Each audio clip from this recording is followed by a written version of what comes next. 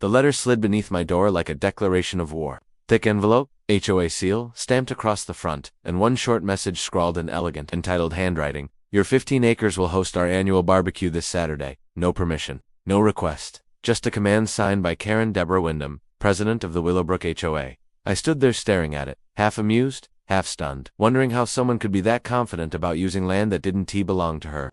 By the weekend, 10 charter buses rolled down my gravel road like an invading army. Diesel fumes filled the air while hundreds of confused guests poured out, waving event flyers that listed my address as the venue. Catering trucks clogged the street, and then came Karen herself, 59, flawless makeup, and designer heels clicking like gunfire on my driveway. She strutted past the private property signs as if they were decorative suggestions, shouting orders into a megaphone and smiling for the local news crew that had arrived to film her community triumph. That's when I hit the switch. The electronic gate slid shut behind them with a metallic snap that echoed across the pasture. 400 people, one locked gate, and every camera rolling. Karen didn't know it yet, but she had just walked into the perfect trap, one I'd spent months building, documenting, and preparing. Because I wasn't some helpless neighbor, I was Jake Morrison, a retired electrician who'd spent 30 years fixing problems other people created, and I was about to fix the biggest one of my life. It had all started months earlier. The day I moved into the land, my late uncle left me. 15 acres of pine-lined Texas freedom. Far from the cramped apartments and flickering fluorescent lights I'd worked under my whole career. I'd built fences, laid gravel, and felt the kind of peace a man earns after decades of hard work. According to the county survey, my property sat 200 feet outside Willowbrook's jurisdiction, completely free of HOA control. For 48 glorious hours, I believed I'd found heaven. Then the white Escalade showed up. Vanity plate. HOA boss. Karen stepped out like a queen inspecting her new territory, clutching a leather portfolio and wearing that artificial realtor smile that never touches the eyes. Welcome to the neighborhood, Jake, she chirped. You're going to love being part of our community, not would you like to join. Just a statement, like it was already decided. Then she handed me a covenant packet demanding a $250 joining fee and $180 monthly dues. For property she didn't even govern. When I pointed out the survey lines, her smile cracked. Geography, she said sweetly, is just paperwork, honey. We'll fix that. That was the moment I knew this wasn't about rules or standards. It was about control. Within a week, anonymous complaints started rolling in. Noise violations for using a saw at noon. Reports of an illegal business because I helped a neighbor jumpstart his car. Citations about my unsightly vegetable garden. It was systematic harassment, a pressure campaign designed to break me down or push me out. But she didn't realize she was fighting a man who had built his life around solving circuits and tracing problems to their source. I started logging every call, filing every letter, installing cameras, and building what would soon become an ironclad wall of evidence. Karen wanted obedience. Instead, she was about to get electrical-grade vengeance, clean, precise, and by the book. Karen's war against me shifted from petty to tactical. Every morning at exactly 6, her white Escalade would park halfway across my driveway, not blocking it fully, just enough to force me onto the grass. She called it public parking. I called it what it was. Harassment with a smile. Within days, 3 other HOA board members joined her rotation, turning my own street into their little psychological battlefield. They sat in their cars, gossiping over coffee and whispering about antisocial neighbors while pretending it was community business. But what they didn't know was that I'd installed high-definition cameras with directional mics.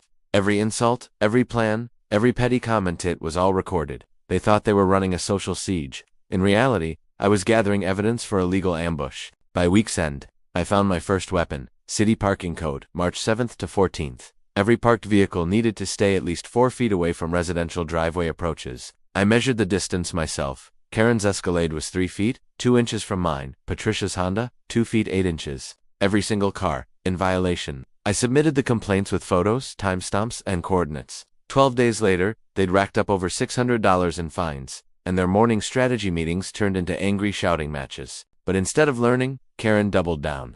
She began holding neighborhood watch meetings right in front of my home. A dozen people standing on the curb, pretending to discuss safety, when in truth, they were plotting how to make me submit. Luckily for me, Texas is a one-party consent state for recordings. Every word spilled under those streetlights was legally captured by my security system, evidence of coordinated harassment. Their plan was simple: make my life miserable until I begged to join their HOA. But Karen's arrogance blinded her to the allies, quietly gathering around me. Maria, the 73-year-old widow down the street, started dropping off tamales and whispering that she'd seen this before. Frank Rodriguez, a retired sheriff's deputy, began taking notes during those street meetings, documenting every threat. Even young parents, Derek and Emma, nodded at me from their porch, too scared to speak, but clearly tired of the tyranny. And then came the night Karen crossed the final line. My cameras pinged at 2 a.m. There she was, bolt cutters in hand creeping toward my tool shed to borrow my tables and chairs for her upcoming barbecue. I watched her cut through the latch in designer heels, the grinding of metal echoing like a confession. I didn't intervene. I just filmed her every move under the glow of motion lights.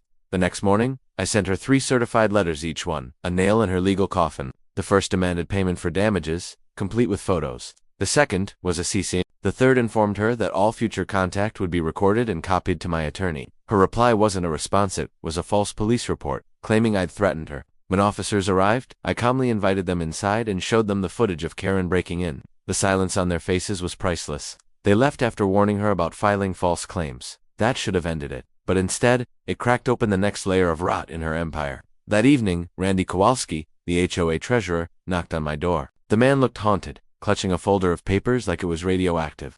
Over coffee, he spread out the HOA's financial records. And there it was. Forged signatures, fake maintenance bills, payments made to a company named Wyndham Property Management LLC, Karen's company. She'd been stealing from her own community for years. Maria joined us, reading the numbers with a sharp eye. Landscaping bills inflated by 40%. Repairs that never happened. Thousands missing. And the worst part, she'd billed the HOA for landscaping my property land she didn't own. Frank studied the documents with his old cop instinct and finally said what we were all thinking. This isn't HOA drama anymore. This is organized crime. We had the proof. We had witnesses. And in 3 weeks, Karen planned to invade my land for her grand community barbecue. That's when I realized the most beautiful irony of she was going to destroy herself on camera. I just needed to let her. The week before the barbecue, Karen lost the last shred of sanity she had left. Night after night, my motion sensors caught her prowling the fence line with a flashlight, mapping my property like a general planning a siege. By midweek, she was bribing me outright, first with $1,000, then $5,000 to temporarily lend my land for her event. Every conversation recorded by my doorbell camera, every envelope sealed evidence of bribery and desperation. By Friday, she was calling non-stop -20-3 voicemails, swinging from sweet persuasion to unhinged threats. Cross me, she warned, and you'll regret ever buying land here. Her words dripped arrogance and fear in equal measure. That was the final puzzle piece. Between the financial records, the trespass footage, and the recordings, I had everything. So I made my final call to Channel 7 News. If Karen wanted an audience, she'd get one. Saturday morning dawned hot and heavy, the kind of Texas heat that sticks to your skin. From my window, I watched charter buses roll in, one after another, until the road looked like a parking lot. Hundreds of guests, all holding flyers with my address printed in bold, wandered aimlessly, confused but trusting their HOA queen. And there she was, Karen, dressed in a white pantsuit, megaphone in hand, barking orders like she was leading a parade instead of committing a felony. She strutted up to my locked gate, pounding the metal with her manicured fists. "Jake, stop being difficult," she yelled. The cameras caught every second.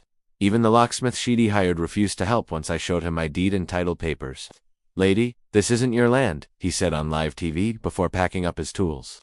Karen's face flushed crimson, fury burning behind her designer sunglasses. Then she made her biggest mistake, calling 911 to claim I was blocking community property. The officers arrived within minutes, calm and professional, and after reviewing my documents, they turned to her. "Ma'am," one said, "you're trespassing. Cancel your event." But Karen wasn't built to retreat, she argued, screamed about property values and antisocial neighbors, and gave a speech to the cameras about selfish landowners destroying community harmony. She didn't realize she was broadcasting her own confession. By mid-morning, 10 buses had unloaded 400 people into chaos. Diesel smoke, blocked streets, children crying, guests fanning themselves under the sun, and Karen still giving interviews. That's when I stepped outside. The crowd hushed as I walked toward the gate remote in my hand. "Ladies and gentlemen," I said, my voice steady and clear, "you've been misled. This is private property. This event was organized illegally by HOA President Karen Wyndham." Murmurs spread through the crowd. Karen froze, her smile collapsing. "But," I continued, "I won't punish innocent guests for her crimes. You're welcome here as my guests." I clicked the button, and the gates swung open. Cheers erupted as people flooded in, grateful for shade and water. Karen smiled again, convinced she'd won. She posed for cameras, gave interviews, strutted around like the queen of suburbia. For 30 glorious minutes, I let her bask in it. Then I took the microphone back. "Karen," I said, loud enough for the cameras and officers to hear, "you've stolen over $31,000 from your neighbors through fraud and embezzlement. You've committed extortion, trespass, and harassment. And now, you've trespassed on my property with 400 witnesses." The crowd gasped. Karen lunged for the microphone, shrieking denial. I stepped back, raised the remote, and smiled. And now comes my favorite part. Click. The gates locked behind them with a sharp metallic snap. Gasps rippled through the crowd as realization dawned. They were all sealed inside and the police were already on site. "You're trespassing on private land," I said evenly. "Under Texas law, I can detain trespassers until officers finish their investigation." Karen's face went pale as the officers stepped forward. "Congratulations, Karen," I said. "You just confessed to multiple felonies on live television." The handcuffs clicked around her wrists like music. Cameras flashed. Guests stared in disbelief as their HOA president screamed about power, community, and conspiracy until the patrol car door shut her voice away for good. Justice, finally? In the weeks that followed, the dominoes fell fast. Karen lost her real estate license, her position, and her freedom. The district attorney charged her with embezzlement, fraud, trespassing, and intimidation. The court ordered full restitution, triple damages for every dollar she'd stolen, and for the first time in years, Willowbrook could breathe. Randy took over as HOA president, vowing transparency and community unity.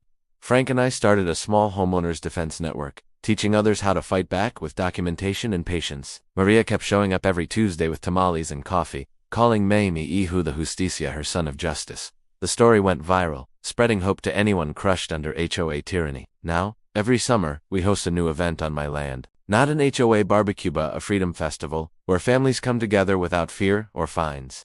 The air smells like mesquite and victory, laughter echoing where power once ruled. I still keep the old gate remote on my desk, a reminder that sometimes, the best revenge isn't loud or violent. It's calm, calculated, and perfectly legal. And when the sun sets behind the oaks, I sit on my porch, listening to the quiet hum of peace. Because after all that chaos, silent, sweet earned silence is the purest sound of freedom.